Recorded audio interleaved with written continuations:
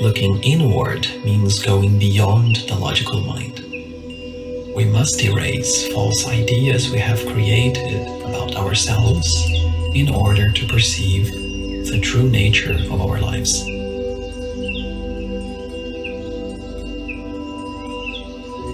For a more transformational experience, use headphones. Take a deep breath. Your moment of reflection will just begin. Human ability to perceive is far beyond just understanding the words. Right now I'm speaking.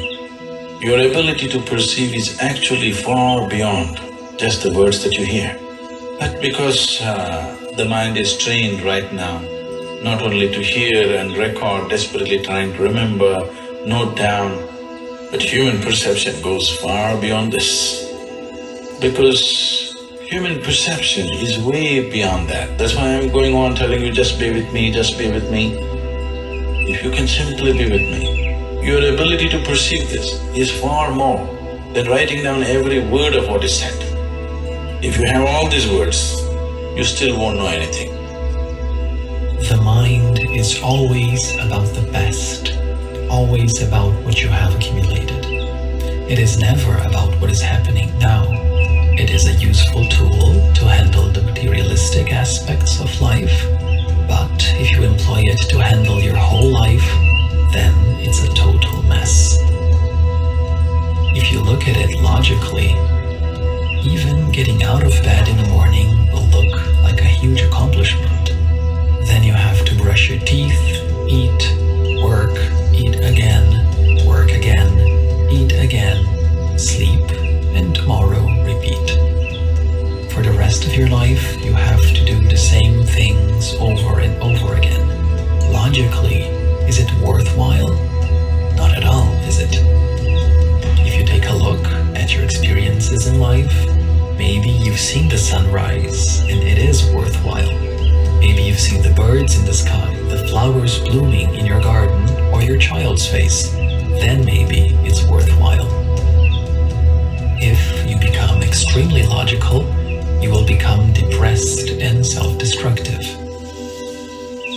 So to enhance perception is very important because only what you perceive you know.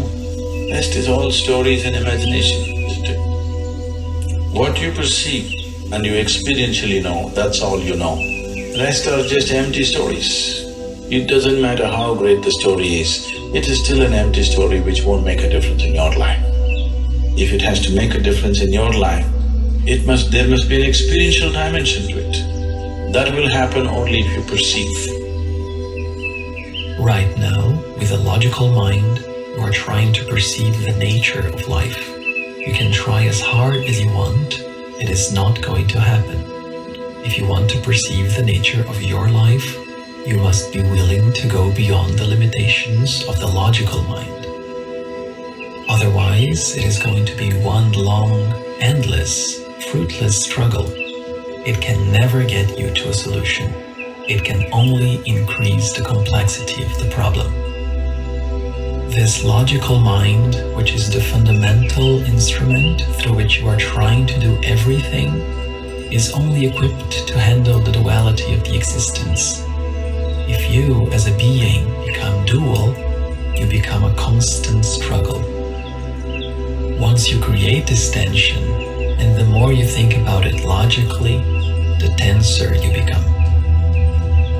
All the sadhana, all the meditativeness that is prescribed in the spiritual path is fundamentally there to handle this logical mind which is building up a certain level of tension within you.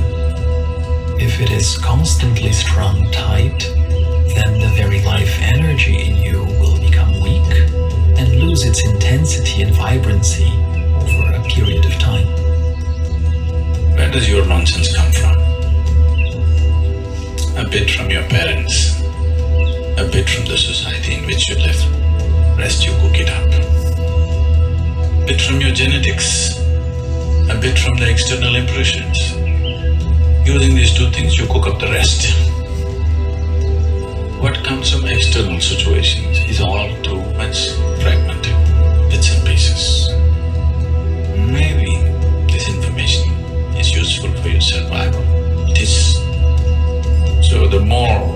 depend on your genetics, the more of a monkey you become. I say a monkey because if you go by your genetics, you become cyclical. If you travel like this, one moment if you're not alert, you'll go off at a tangent. You go like this, you may slow down, you may hasten, you don't go anywhere. So being on the path of the divine means, first thing, to become free from your genetics. It is in this context we say Shiva is Swayambhu. That means he has no parentage. He dropped it. Because genetics means repetition. Repetition means cyclical nature. Cyclical nature means you're going in circles, you're not going anywhere. Unstring yourself from the tension logic is creating within you. Every kind of logic builds a certain tension. Once there is logic, there is room for argument, isn't there? If you become extremely logical, you become horribly argumentative about everything in your life. So meditation is a way of unstringing this, letting the mind just be there without employing the logical distortion. If your mind learns to just simply be there, it becomes like a piece of a mirror. The beauty of the mirror is, a mirror has no face of its own. Logic has a face of its own. Everybody has their own kind of logic. How can two people argue endlessly about the same issue? Simply because everybody's logic has its own face. However, a mirror has no face. In this little piece of mirror, you can reflect the whole mountain. You can contain the whole mountain in a tiny mirror. You can contain the sun in a little mirror. Once the mind goes beyond the duality of logic, it becomes like a mirror, which can contain the whole existence, the creation and the creator. All the sadhana is about this. Perception of life is not, you cannot all process it through your logical mind. It doesn't work like that because logic will filter out so much of your life without which you cannot live. If you want to be perceived as intellectual, you just have to confuse a few people. You don't have to bring clarity to anybody. The spirituality or the spiritual work is about bringing clarity, not confusion. Confusion we do only when people have deep conclusions. When people have conclusions in their mind which they believe is everything, then we confuse them a bit so that their conclusions get loosened up. Fundamentally, all sadhana is aimed at ironing out the logical mind so that you become like a piece of a mirror. Once you become a piece of a mirror, you can reflect anything. If God comes here, He can also be contained in you. The sun comes here, it can also be contained in you. Anything can be contained in you because you have no face of your own. Spiritual sadhana does not mean you're making yourself into something other than what you are. Spiritual sadhana simply means erasing the false faces you have created for yourself, so the mind becomes something like a plain mirror, which reflects everything just the way it is, without any distortions.